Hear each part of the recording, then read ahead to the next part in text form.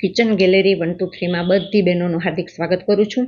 આજે આપણે બનાવવાના છીએ હોમમેડ છાશનો મસાલો, અને તમે સોડાનો મસાલો પણ કહી શકશો।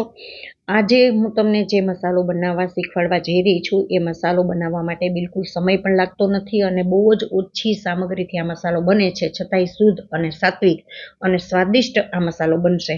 તો આ મસાલો બનાવવા માટે મેં બે જ વસ્તુ લીધી છે। એક લેવાની છે કોથમીર, જેને આપણે ધાણા ભાજી પણ કહીએ છીએ, અને બીજું લેવાનું છે ફુદીનો।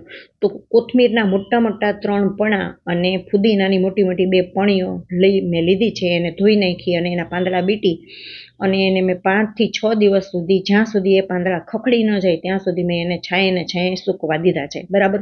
તો આ બે જ વસ્તુ થઈ।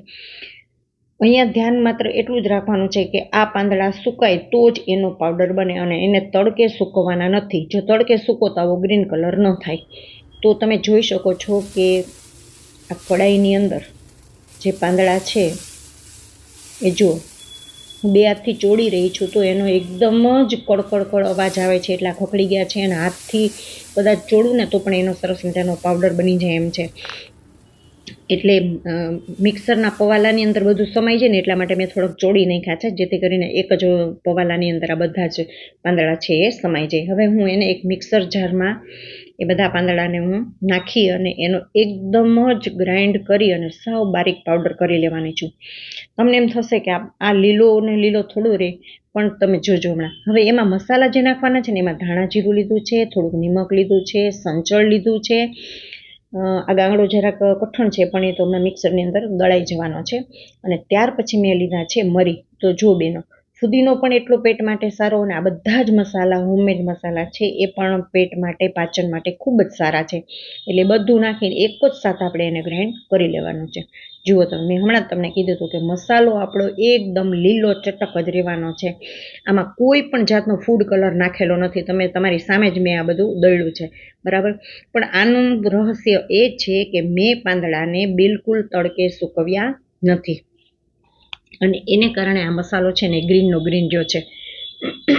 શિયાળામાં ફુદીનો પણ એટલો સરસ મળે અને ધાણા ભાજી પણ પુષ્કળ પ્રમાણમાં મળે, અને દાંડલા સાથે સૂકવી દો ને તો પણ ચાલે। મેં ધાણા ભાજીમાં ખાલી પાંદડા નથી બેઠા, એને તો દાંડલા સાથે મેં જેવી તેવી સુધારી અને સૂકવી દીધી હતી।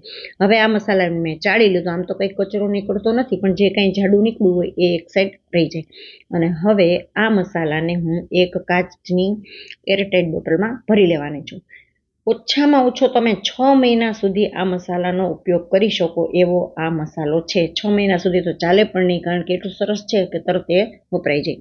તમે છાશમાં પણ આનો ઉપયોગ કરી શકો, અને તમે સોડા, જો આપણે બોટલ બહારથી ઘરે લઈ આવતા હોઈએ તો એ સોડામાં પણ આપણે આનો ઉપયોગ કરી શકીએ। અને બંને છાશ અને સોડા બે આ મસાલો નાખવાથી અત્યંત સ્વાદિષ્ટ બને છે, અને પાચન માટે તો નંબર 1।